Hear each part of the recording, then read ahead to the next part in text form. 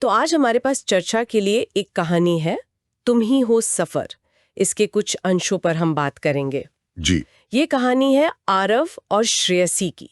भिलाई के हैं दोनों, सपने बड़े हैं, पर दुनिया थोड़ी अलग। और यही इसका सबसे दिलचस्प पहलू है। कैसे बिल्कुल अलग राहों पर चले लोग, हाँ? उनकी मंजिलें मिलती हैं। बिल्कुल। तो चलिए देखते हैं ये कहानी महत्वाकांक्षा और रिश्तों पर क्या कहती है। जरूर।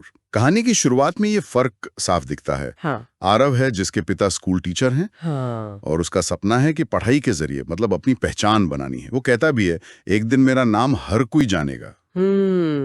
एक सीधी सादी महत्वाकांक्षा, अपनी मौजूदा स्थिति से ऊपर उठने की चाह। सही। और दूसरी तरफ है श्रेयसी। हाँ। बचपन में मां नहीं रही, पिता की प्रिंटिंग प्रेस में हाथ बटाती हैं। और उसका सपना पत्रकार बनने का है, सच्चाई लिखने का। हाँ, और शुरुआत में वो प्यार को शायद एक कमजोरी समझती थी। दोनों कितने अलग हैं, है ना? बिल्कुल। यहीं से कहानी थोड़ी दिलचस्प होती है। उनकी पहली मुलाकात। हाँ, वो जिला स्तर की डिबेट प्रतियोगिता। वहीं पर आरव का भाषण बहुत असरदार था, हिम्मत और बदलाव की बातें। और श्रेयसी वहां रिपोर्टिंग कर रही थी, इंटरव्यू के लिए गई। और आरव का वो जवाब, लिख लो, हम सब आम हैं जब तक खास बनने की ठान ना लें। वो लाइन श्रेयसी के लिए बस एक लाइन नहीं थी, एक चिंगारी जैसी थी। सही कहा, जैसे किसी ने अंदर सोए सपनों को जगा दिया हो। बिल्कुल। और यहीं से उनकी दोस्ती शुरू होती है, सपनों को साझा करना। कॉलेज की सीढ़ियों पर बैठकर भविष्य की बातें, श्रेयसी का दिल्ली यूनिवर्सिटी जाने का सपना और आरव का यूपीएससी, देश की सबसे कठिन परीक्षाओं में से एक। हाँ, ये साझा सपने उनके रिश्ते की कह सकते हैं नींव बन गए।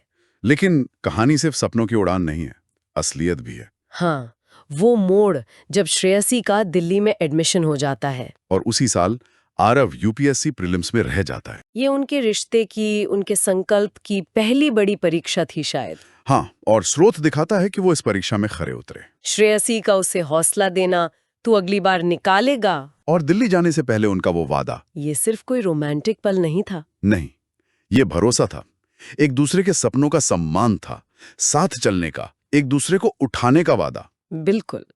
फिर वो दूरियों का दौर आता है। हाँ। दिल्ली में श्रेयसी अकेली, भिलाई में आरव, किताबों में डूबा हुआ, असफलता का डर भी। और वो फोन पर एक दूसरे का सहारा बनते हैं। जैसे श्रेयसी कहती हैं, कभी कभी बहुत अकेलापन लगता है। और आरव का जवाब, तू अकेली नहीं है, तेरा आरव अभी जिंदा है। ये दिखाता है कि दूर होकर भी वो साथ थे।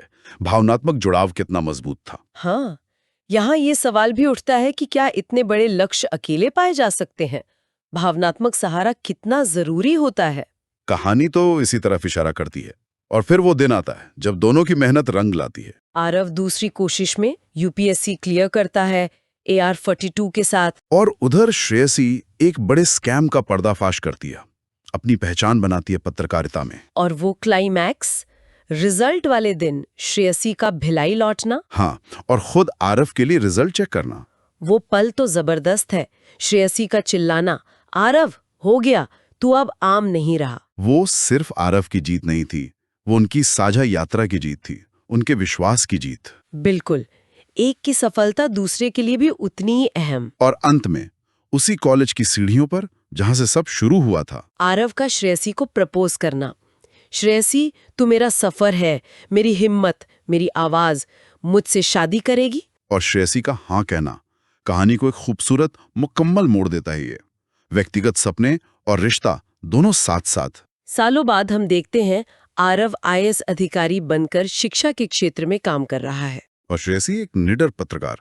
उनकी कहानी यही दिखाती है कि कैसे व्यक्तिगत महत्वाकांक्षा और आपसी सहयोग दोनों मिलकर बड़ी सफलता दिला सकते हैं। जैसा वो खुद कहते हैं, सफर में हौसला देने वाला साथी मिल जाए तो मंजिल आसान हो जाती है। और सच्चा प्यार हो तो सपने कभी अकेले नहीं रहते। रिश्ते और सपने एक दूसरे के पूरक हो सकते हैं, विरोधी नहीं। हाँ, ये स्रोत यही दिखाता है।